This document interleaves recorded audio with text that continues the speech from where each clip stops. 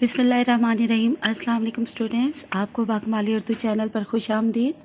Students, हम मुकालमा नवीसी के बारे में पढ़ चुके हैं। मुकालमा किसे कहते हैं, इसके लुग़वी मानी, इस्तिलाही मानी। उसके अलावा जो है इसकी मुकालमा नवीसी की तारीफ़ हमने पढ़ी थी, ठीक है। उसके अलावा फिर हमने मुकालमा की इक़साम पढ़ी थी, और फिर हमने मुकालमा लिखते हुए किन अहम नुकात को मद्देनज़र रखते हैं, फिर वो हमने अहम नुकात भी ये पढ़े थे। और उसके बाद हमने मिसाल के तौर पर एक पहला जो है वो मुकालमा नंबर 1 ईमान, इत्तेहाद और तंज़ीम पढ़ा था।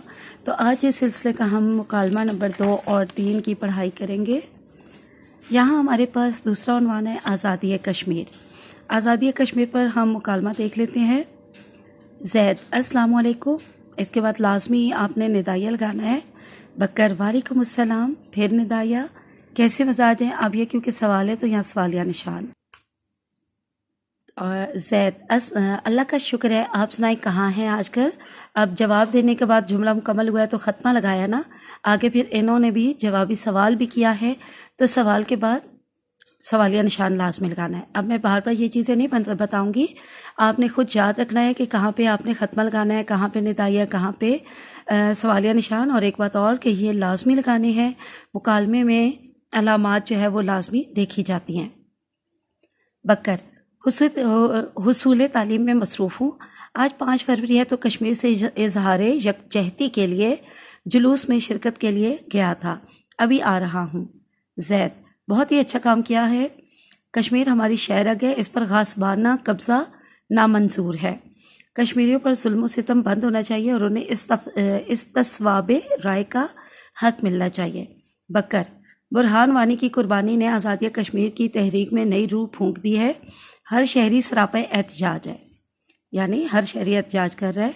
ज़ैद हिंदू ने अपनी चांकियानत जहनीत का मुजाहरा करते हुए, यानी बहुत ही चालाक मकाराना जहनीत का मुजाहरा करते हुए कश्मीरियों के हुकूक सल्ब कर रखे हैं, यानी कि गसब कर रखे हैं।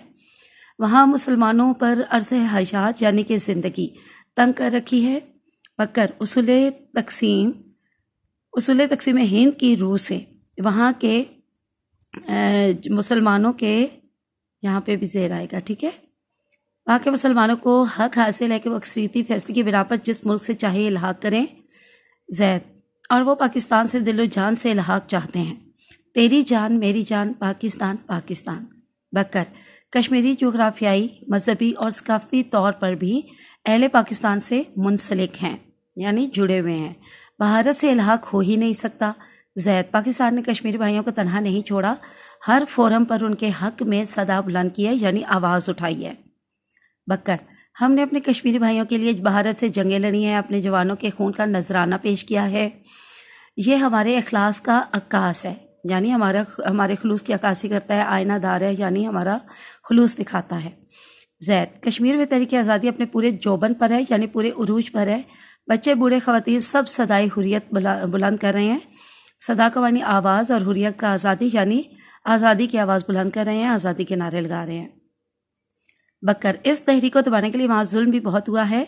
पिलेट गन से कितने ही नौजवानों की आंखों की रोशनी ख़त्म हो गई है और कितने ही अफराद अपाहज हो गए हैं, अपाहज यानी मासूर हो गए हैं।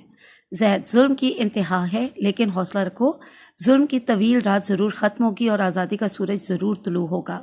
बकर इंशाअल्लाह कश्मीरी तहरीक आज़ादी से ज़रूर हमकिनार होगी, यानी आज़ादी हासिल होकर रहेगी, आज़ादी से हम मिलकर रहेंगे, आज़ादी हासिल करके रहेंगे। ज़ैद इंशाअल्लाह। बकर अच्छा भाई, अब कल के पर्चे की तैयारी भी करनी है, चलता हूँ, खुदा हाफिज़। ज़ैद अल्लाह ने के बाद।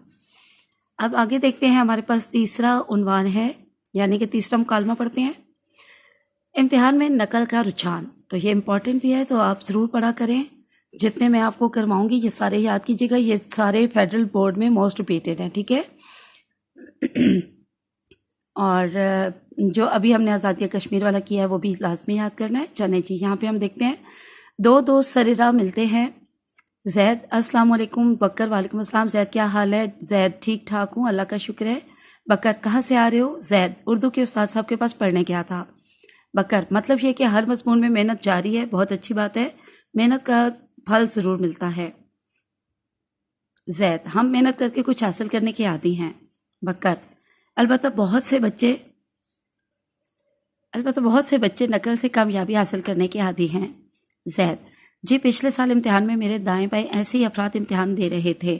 بکر: دراصل امتحانی مراکز میں سختی نہیں ہوتی، اس لیے بچے نقل کو ترجیح دیتے ہیں۔ زید: جو محنت سے ملنا ہے اگر میں بغیر محنت کے مل جائے تو کون محنت کرے گا؟ بکر: یہ رجحان نمو پاتا جا رہا ہے، یعنی یہ رجحان کون سا رجحان؟ نقل کا رجحان۔ نقل کا رجحان بڑھتا جا رہا ہے۔ زید: بچے سارا دن فیس بک پر مصروف رہتے ہیں، دلچسپیوں کے مراکز بدل چکے ہیں، اس لیے ان کے پاس پڑھنے کے لیے وقت ہی نہیں ہوتا۔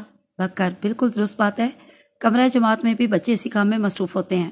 زید: نقل کے بہت سے طریقے ایجاد ہو چکے ہیں۔ بکر: ہماری جماعت میں بہت سے بچے متعلقہ مواد کی تصویریں موبائل میں لے آتے ہیں اور نقل کرتے ہیں۔ زید: ہاتھوں، کلائیوں، کپڑوں وغیرہ پہ لکھ کر لاتے ہیں یا پھر صفحہ ہی پھاڑ کر لے آتے ہیں۔ بکر: دوسروں کی دیکھا دیکھی سب نالائق بچے اسی راہ پر چل پڑے ہیں۔ زید: صرف نالائق ہی نہیں، لائق بھی یہی کرنے لگے ہیں۔ بکر: عمرہ جو ہے وہ امیر کی جمع ہوتی ہے، ٹھیک ہے؟ عمرہ کے اسکولوں میں پیسے دے کر بھی نقل کرنے کا رجحان ہے۔ زید: جی ہاں، جب پیسوں سے، جدید ٹیکنالوجی سے اور مختلف حربوں سے نقل کر کے لکھا جا سکتا ہے اور اچھے نمبر لیے جا سکتے ہیں تو محنت کون کرے؟ بکر: اس طرز عمل کو بدلنے کی ضرورت ہے۔ زید: جی ہاں، اس طرح محنتی بچوں کا حق مارا جاتا ہے۔ بکر: اگر اسکولوں میں موبائل وغیرہ لانے پر سخت پابندی ہو اور نگرانی کا کڑا یعنی کہ سخت نظام ہو جس میں مالی نگرانی بھی شامل ہو تو اس رجحان میں کمی آ سکتی ہے۔